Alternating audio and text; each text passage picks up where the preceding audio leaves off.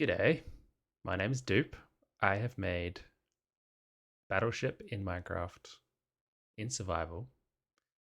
It is almost finished, but I just wanted to show you what I've been making and see what you think, basically. So I'll run you through how it works, and maybe I can get some advice on things you might change on it, or I don't know, what you think. All right, so to start with, this area here is going to be a viewing platform. It's going to be basically I play on a server. I host the server for my friends and family, and the aim is we'll be playing together, and this will be some kind of communal area before you enter the game. I haven't quite worked out. I think you'll go up into a water elevator and then fall into the game when you actually start playing. But anyway, you'll end up in here, and you're faced with this screen, and you'll probably end up falling down somewhere here. This is trying to describe what's going on. So you have your ship parts in the barrel. These are your ships. So the type of block designates how large the ship can be, because 9 granite fills in 1 square, so that's a 1 size ship, whereas 27 is a 3 square ship. So you go about placing your ships wherever you want to put them, and then you go press this button. Now this button does a couple of things. One, it unlocks these observers so that they send signals to the game. It also will tell the other player that you're ready with a sound, just a little jingle, and it'll turn on the other player's light. So I'll show you on this other side. You can see their light is on, and for the sake of this trial, I'll make this player ready as well with those ships in place. Okay, now both buttons have been pressed, we can play the game. The observers have all been unlocked, and the game is ready to fire. I don't currently have a system in place for whose turn it is to go first. I'm kind of wanting to set up a couple of different ways to play the game, where maybe I have a turn-based system where you have to wait for the other person to complete their move before you fire. But I'd also like a more fast-paced version where as soon as your turn has been sent, you can choose another move and send another move. That might make a bit more of an interesting game. We'll see. I haven't tried that out yet. But the goal is basically you use these books and select where you want to fire. So this lapis lazuli corresponds with this row here. See the lapis row?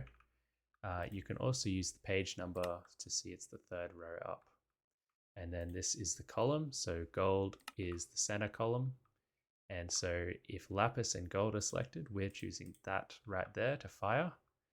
And if we go into my free cam here and have a look at the opponent's board, we have the 3rd row up, and the center column puts us right there. So if we press fire, get a little noise to say it's working. The lecterns get covered up so we can't mess with the game. And the signal gets sent up to the TNT dispensers and gets dropped on the right square.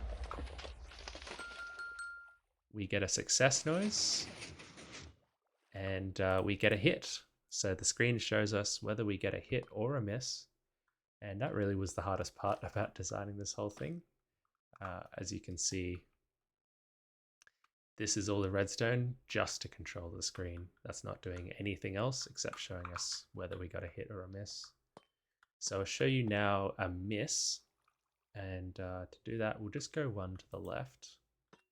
So that's this one. Go down the iron column, and we'll fire again.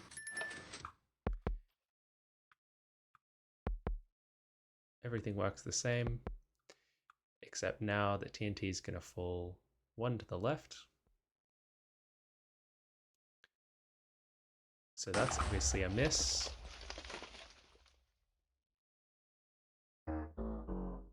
we get a mist noise, and this cycles through to the mist light. That's the really cool thing about these copper bulbs, is we get lots of different ways to display things. So yeah, that's basically how the game works. And you see these blocks came out. That's a really important part of the game to ensure basically this book is constantly being read the signal strength of. And the whole computer screen, I don't know what you want to call this, copper bulb screen, is constantly checking what is the signal strength, and when the pulses come through from the board, it sends it to the right bulb. So if you change these books before the TNT is fallen, then you'll be getting lights come up all over the place because it's shifting about. So yeah, that's how the game works, and that's basically all I wanted to show you. If you're interested, I'd be more than happy to go into a bit of a deeper dive of how I actually did the redstone.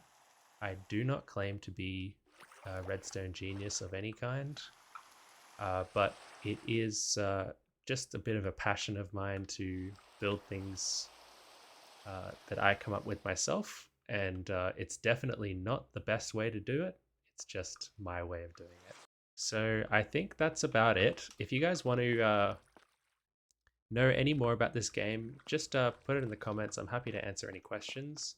Or if you want, I will do another full in-depth video about the redstone. There's lots of intricate parts which, like I said, I'm no genius, but I definitely really enjoy talking about. So let me know and I'm happy to discuss it further. Also, if you have any advice for how you would change even the design, I'm a little bit into building, not very much. I'm mostly into redstone, but I try. And I will also do an update video when the game's complete, and maybe I'll even show you guys a game with another person. But yeah, just let me know, and I'll see you in the next one. Thank you.